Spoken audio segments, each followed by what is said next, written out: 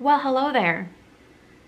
I am alive. I still exist on this earth, even though it might not seem like it if you just looked at my YouTube channel, because I have not posted in so long. I think I stopped posting like halfway through last year, and then we're already, it's only like half a month into 2022 and I haven't posted yet, but I go back to work in just a few weeks and wanted to try and post something before that happened. I gave birth to a little baby boy September 22nd at 7:47 a.m. and the latter half of my pregnancy was pretty miserable. The first trimester was still far worse. Maybe not far worse, but like not great. Lots of pain, lots of discomfort, lots of fatigue, and I didn't have the time or the energy to film and edit, and then the baby came. And I had even less time and still no energy to film and edit. I don't know how these new moms do it, or moms in general, after a new baby is born. How do you do that? I felt like I had absolutely no time. I barely had time to shower. I had like no time to put on makeup, no energy. How, my friends, how do you do that? I did not. My baby turns 4 months old next week, and I'm just now finally feeling like I have time, energy, opportunity to maybe film. I don't know. His first nap of the day is the longest nap usually. Sometimes it goes 2 hours, sometimes it goes an hour and a half, sometimes just half an hour every once in a while, but usually it's like the 2-hour mark. So here I am trying to film a video during that time. Anyways, I thought I would come on today and try and tell you my birth story if you are interested in hearing how that went for me. Not great. I haven't talked about it in a while, so I hope I don't forget a bunch of details because, you know, right afterwards it was very fresh and I talked with a few people about it and kind of gave them all the details, and it was honestly a little bit traumatic. The first few times I shared my story with friends and family, I was shaking literally from just kind of remembering how it went. Where to begin? I am a type 1 diabetic, so I had appointments every week near the end to measure his growth. If you didn't know, I had a little baby boy, and near the end he started growing a lot. He was measuring, I think, in the 90th percentile near the end. And so when I shared that with my OB, he recommended that we do a scheduled C-section because there was risk of shoulder dysplasia, and there's just a lot of heightened risks with me being diabetic, and then also just him being a bigger baby and me being like kind of a more small, compact person. So I was totally fine with that. Sure, I kind of wanted to try for a vaginal delivery, but for safety precautions and just to give him, my baby, the best opportunity and no stress, we went with the C-section. It was scheduled September 22nd. I was a little disappointed because I really wanted him to be a Libra. I know that like probably doesn't really matter, but I really wanted him to be a Libra, and Libra season started on Thursday and he was born on Wednesday, but I think it's his rising sign is Libra, so that's kind of fun. But he's a Virgo. He was born on September 22nd at 7:47 a.m. So we had to get to the hospital. I think it was either 5 or 5:30 a.m. to get prepped and everything. And so of course, you know, didn't sleep like at all. I think I slept for like an hour and a half the night before, and I'd already been sleeping so bad because during the 3rd trimester, it's just like so uncomfortable literally all the time. My back hurt so bad. Actually, I've got it back here, but this lotion was recommended to me. It's like a magnesium lotion that Alex used on my lower back to help because my back, like, it literally hurt 24/7. It was such a deep, just because I mean you're carrying all this weight on your front. Anyways, so uncomfortable, wasn't sleeping well, up every like 2-ish hours to pee and also to move from one side to the other. So I already hadn't been sleeping well. The night before delivery, of course, you know, I'm excited, I'm nervous, I'm anxious, scared of the C-section. So I didn't sleep that well either the night before the baby came. So we were up, drove to the hospital, got checked in. We were getting, you know, admitted. I was changed into my hospital gown. Alex was getting changed into his scrubs.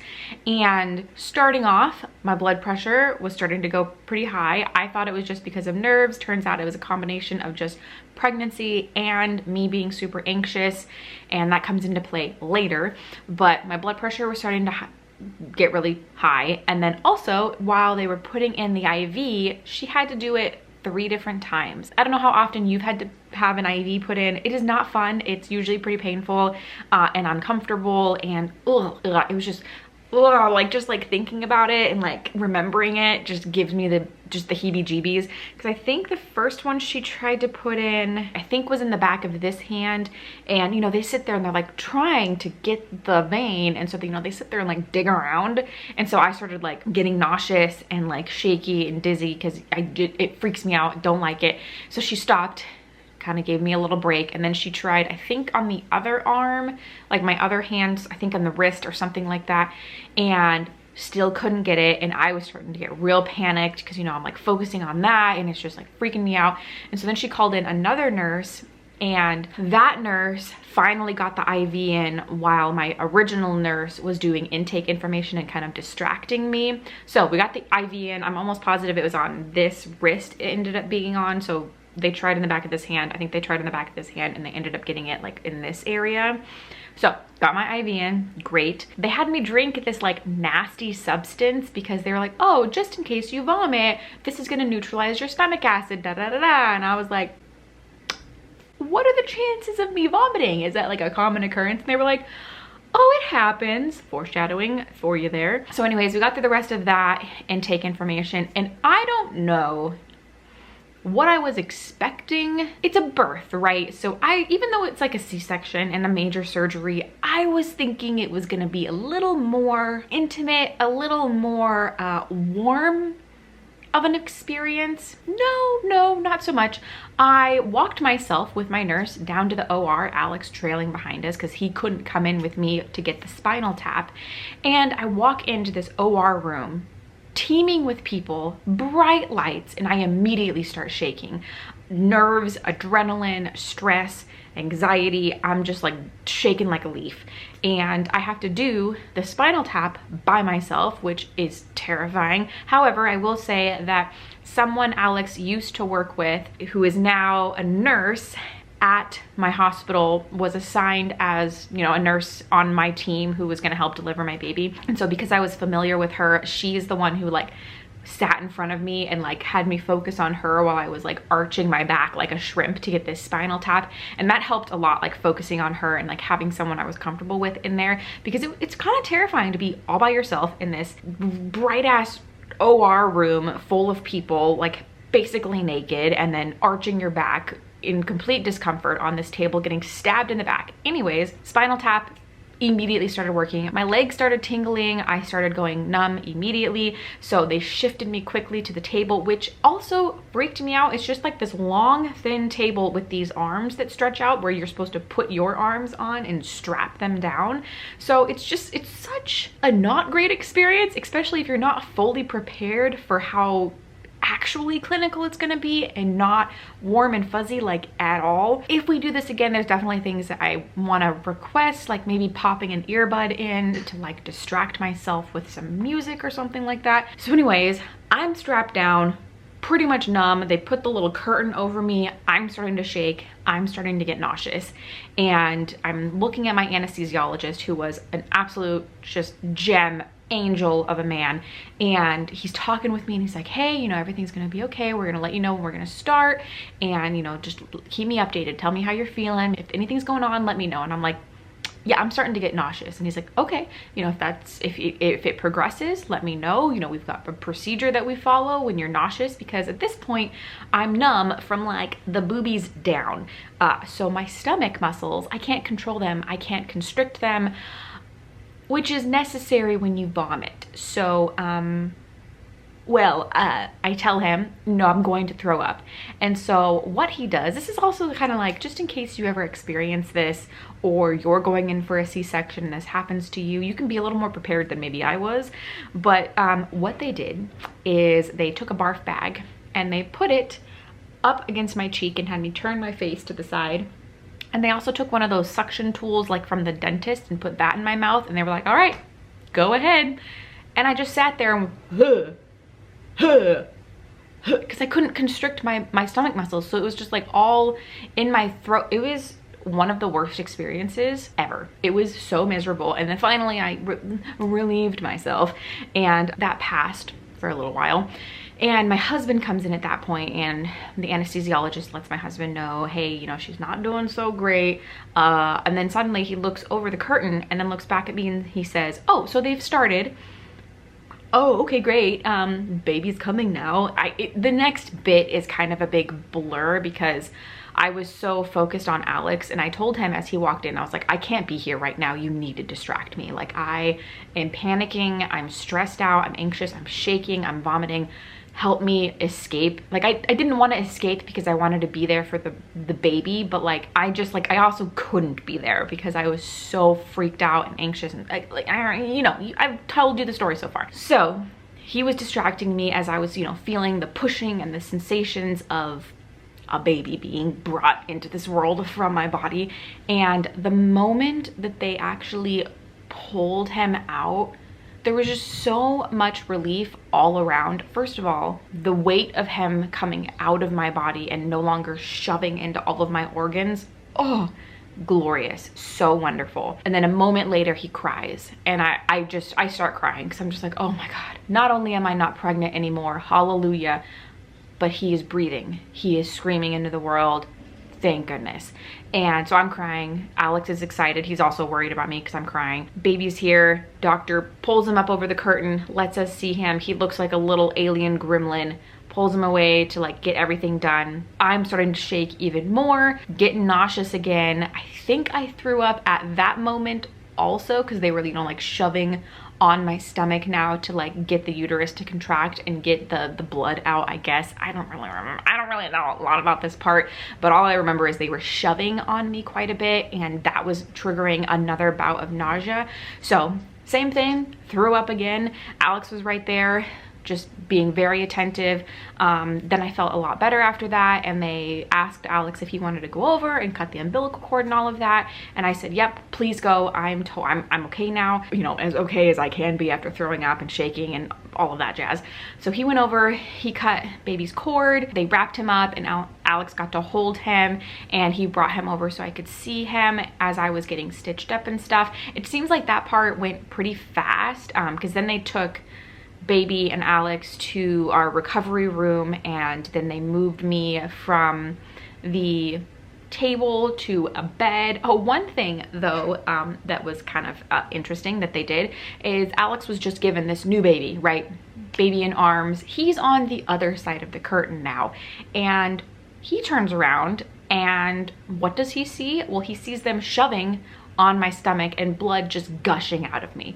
So feels like maybe someone should have like steered him away from that. We didn't really know how he was going to react to all of that. Fortunately, he was totally fine, but again, it could have gone really, really bad for him to turn around, see his wife gushing blood everywhere with a newborn baby in his arms. He could have passed out, but he didn't, so that's good. I did hear them as they were doing that though mention the hemorrhage kit, and they had to give me a pill to stop hemorrhaging or something like that. They didn't mention it again, so obviously I was fine and it wasn't that big of a deal, I think, but I was like, there was something going on where I was losing enough blood that I needed something from the hemorrhage kit. So there was that. Okay, back to, they put me in the bed, they wheel me to the recovery room. I'm in the recovery room shaking horribly, and I don't want to hold our baby yet because I'm like, this is how bad I was shaking, okay? Like so bad, which happens after birth with all the hormones like funneling through your body, you shake. Apparently it's normal. I didn't know that. Not too long after that though, I started to calm down, and I got to hold him. I got to latch him. I got to hold him for a little while, but then as they were running their tests on him, he had a breathing issue that they were pretty concerned about. And so they did have to do a CPAP on him for like 5 minutes, again, time is weird. For a hot minute, they had to do a CPAP on him to kind of help bring his oxygen levels up a little bit more. And so they were monitoring that pretty closely. They did that. He was okay, brought him back to me. We did lots of skin to skin. I was allowed to have one more support person with me. So my mom got to come, and she didn't come for the C-section part, but she did show up like an hour after the C-section into our recovery room before we got placed in our like permanent room. So she showed up, coffee in hand. Love her for that, and got to hang out with us for a little while as I was kind of recovering from the immediate surgery. We were there for a little bit longer than I was expecting. I was expecting to be moved to our room a little bit sooner than we were. I was really disappointed because we couldn't have anybody else come into the hospital.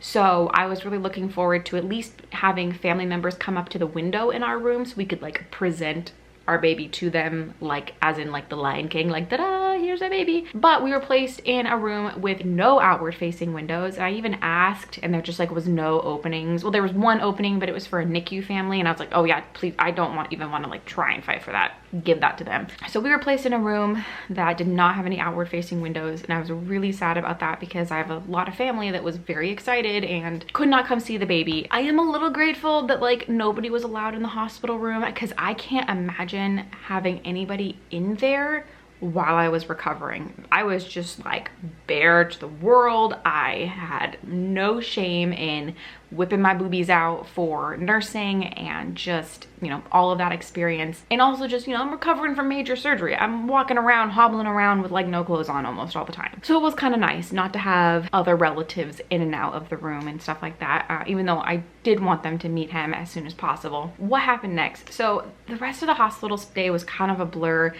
Because I'm a type 1 diabetic, they had to check his blood sugars constantly to make sure that they were okay. Right after birth, he did have a little bit of lower blood sugars, but just by skin to skin and nursing, they came up and he was totally fine. One thing I'll mention is I and baby struggled quite a bit with nursing. There was a lot of stuff that I just wasn't prepared for. I didn't know that it took so long for your milk to come in. My milk didn't really fully come in until like day 5. And I was like not producing almost anything. And you know, they know how to suckle, but they don't know how to latch properly. It takes a lot of practice and effort and consistency, and I struggled a lot and was really stressed about that and had a really hard, like just tears, you know. It just, the lactation consultants were so patient and so kind, and I was just sitting there hormonal and like, why isn't this working? And he's crying and I can't hold him right because my C-section and blah. It was a lot, but we were doing it, okay? And then during one of the night shifts, there was some concerns about his breathing. And there was one reading of his temperature that was a little higher than they wanted. I still think that it was because he was a little over swaddled and a little warm, and not because his actual temperature was high, because it was just one reading once, and then the next time they read it, he was totally fine. But the combination of the breathing concern and that high temperature, that next morning they came in and they wanted to take him to the NICU. And when I tell you I was devastated, I immediately broke down, started crying. Don't take my baby from me, please. But at the same time, I knew it was important that if there was something wrong, he needed to be monitored. He needed to be checked out. And so devastated, also exhausted because I haven't gotten any sleep. So night 1 in the hospital, he was barely sleeping because he was up all night trying to nurse, needing food, but also just fussy. He's a fussy newborn. He's brand new into the world and is trying to figure things out and is used to just this cuddly, warm environment, and now is exposed to this bright, loud world of coldness. So he was up all night, I was up all night, no sleep, hormonal. Now they're telling me that my baby needs to go to the NICU. So he goes to the NICU. Alex goes with him. I still am having trouble moving. I'm exhausted because I haven't gotten any sleep for what feels like days. I'm in so much pain and discomfort, and it was so much. And so Alex went to the NICU. I got a little bit of sleep, but I was also pumping now that he was in the NICU, I was pumping every 2 hours. There's just like so much that it almost feels exhausting now to like relive it because we're not in that place anymore. But him going to the NICU caused his blood sugars to drop again. And because I wasn't there, because I wasn't really producing milk, they told me that we needed to do donor milk. Well, they gave me the option. Do you want to do donor milk or do you want to do formula? And I said, well, I'd rather do donor milk, please. So they gave him donor milk, and then they were still having concerns about his blood sugar after a little while. And so they said, well, donor milk is unreliable because we don't know really the calories in donor milk. It's unpredictable, and we would recommend you do some formula. And I was pretty upset about that at first because I was like, no, I want to do breastfeeding. I don't want to give him formula. I want him to get used to breast milk, but I wanted to do what was best for him and what they were recommending. So we did give him formula. And also at first, they gave me the option of bottle feeding or the tube. And I had heard that if you bottle feed, then it can cause nipple confusion and you might, it can be harder to do breastfeeding, which we were already struggling with. And so I said, well, let's go ahead and do the tube feeding then. And so that's what we did at first. And then when he came back to our room, because I still wasn't producing milk and he still was having issues with his blood sugar, we ended up bottle feeding him. So I think it was a combination of all of those things. And he was, I don't know if I mentioned this, he was born at 7:47 a.m. He was born at 9 pounds, 4 ounces. So he was a big lad. He was a big boy. And there was just like a combination of things that ended up making nursing very challenging for us. And because I was really concerned by the time we got discharged and came home about his blood sugars still being off, we ended up sticking with bottle feeding him. It worked out well because my husband was able to help with night feedings and just feedings in general, and just other people, like family, was able to help with feedings. So I exclusively pump. Even right now, pumping every 2 to 3 hours in the beginning is absolutely exhausting. Now I pump about 5 times a day. I think it's about every 4 to 5 hours. And so I pump at night, usually around 7:30, and then again around midnight or 1 a.m. and then when I get up at 6:30. So I'm pumping about every 4 to 5 hours. Still exhausting, not that fun.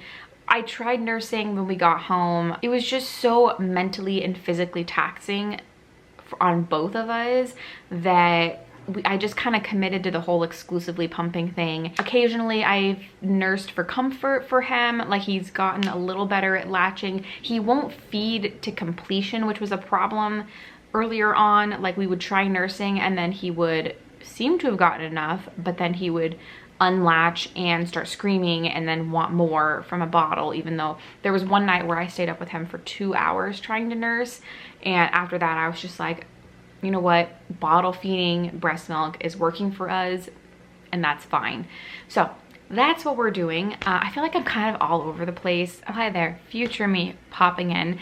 I realized while I was editing this video that I totally skipped over the NICU stay and what resulted in that, and I thought maybe people would have questions because it's kind of a big deal for a baby to go to the NICU, a newborn to go to the NICU, and honestly a little bit traumatic, which is probably why I just kind of skipped right over it.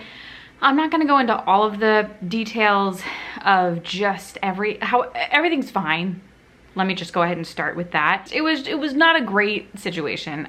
Just you've gone through this kind of traumatic situation, your hormones are crazy, and now suddenly you're told that your baby is being taken from you to be monitored because something's wrong. It's not a good situation. It doesn't feel good. It sucks. I cried really hard. So the reason they took baby to the NICU is because there were some concerns with his O2 stats and them not being at the level that they wanted them to be at.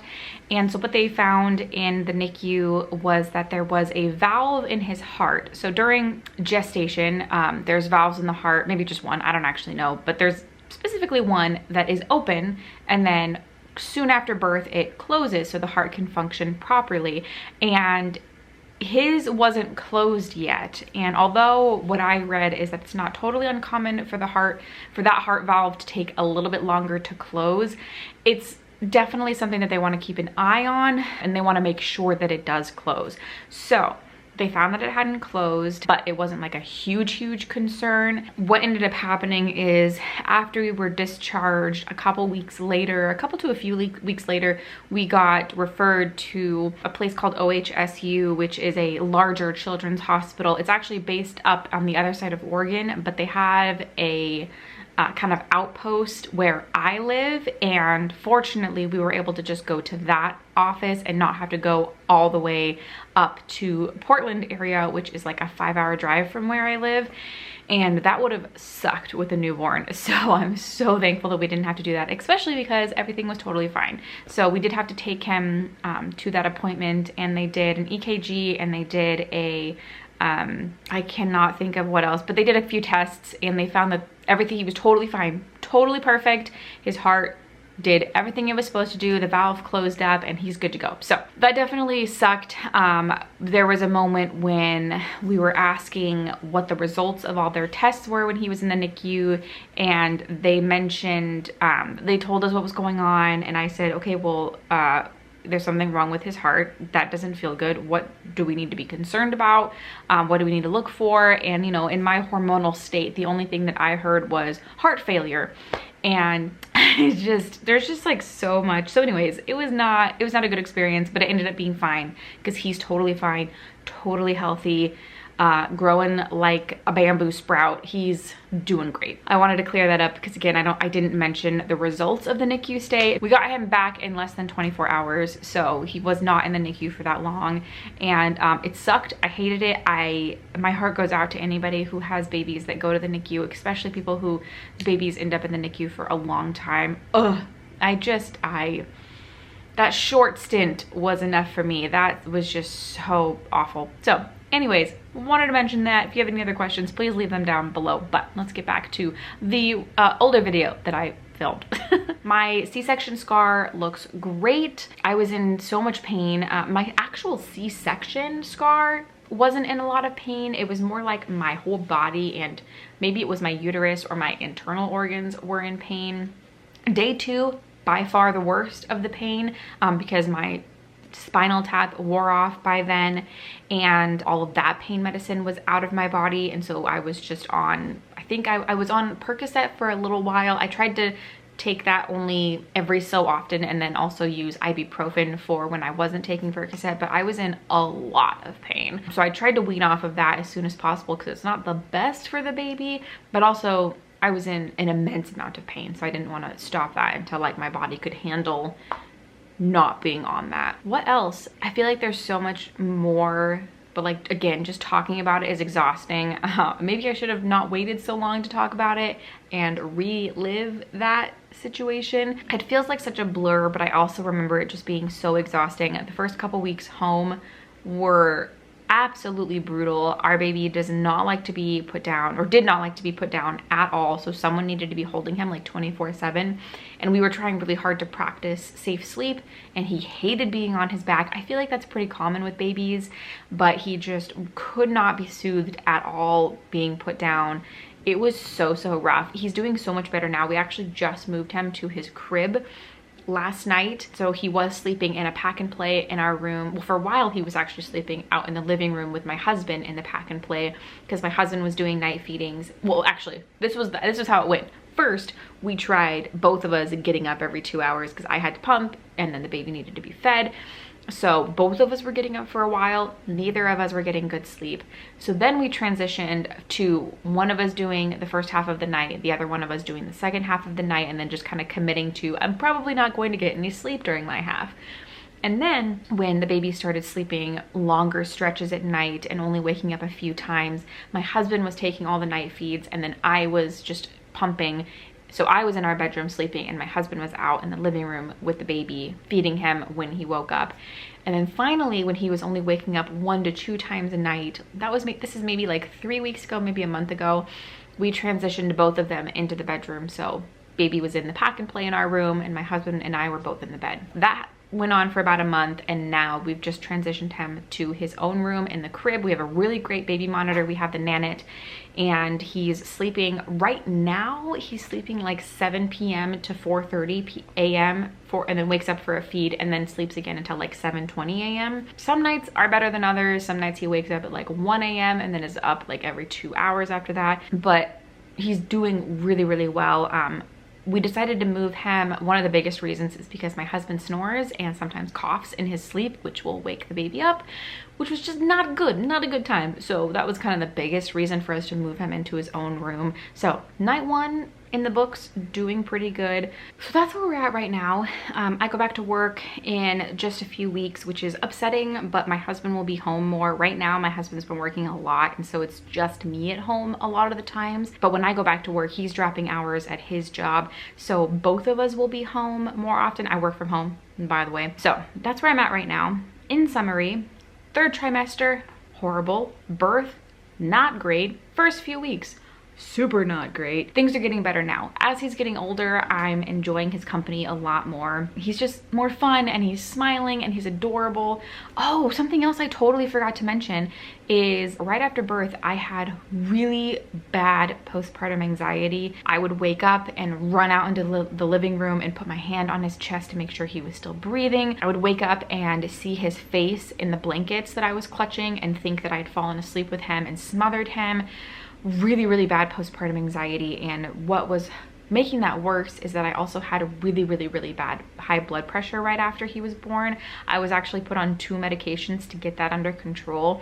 It did get under control. I am no longer on those medications, thank goodness, but it was so, so bad. I was really bad blood pressure, really bad postpartum anxiety. Both of those are under control now, thank goodness, again. But I had a really hard time with that right after he was born. But again, things are looking up a lot more now. I'm sure there's things I've forgotten. I'm sure this video was a little bit all over the place. It is my first one filming in so many months. I would like to do maybe my favorite newborn products, because there's definitely some things that I've found that I've loved that have worked really well for us. That's my birth story. Thank you so much for sticking around with me while I've been gone. I'm here. If you want to follow my personal Instagram, I will leave it down below. I post lots of updates there, lots of pictures of the baby. Oh, his name, I keep calling him just the baby. His name is Charlie. I probably should have said that earlier, but yes, his name is little baby Charlie. Somebody just woke up from a nap, so I thought I might as well take a moment and show him off. Oh, Charlie, a bug, yeah. We're a little bit hungry and we got some slobbers, but everybody meet Charlie.